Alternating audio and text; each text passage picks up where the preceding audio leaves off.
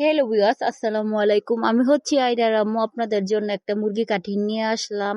সাধারণ মুরগি carton অসাধারণভাবে present করব। আপনাদের যদি ভালো লাগে থাকে অবশ্যই লাইক কমেন্ট শেয়ার করবেন। পুরো ভিডিওটা ভালো লাগলে অবশ্যই দেখতে থাকবেন।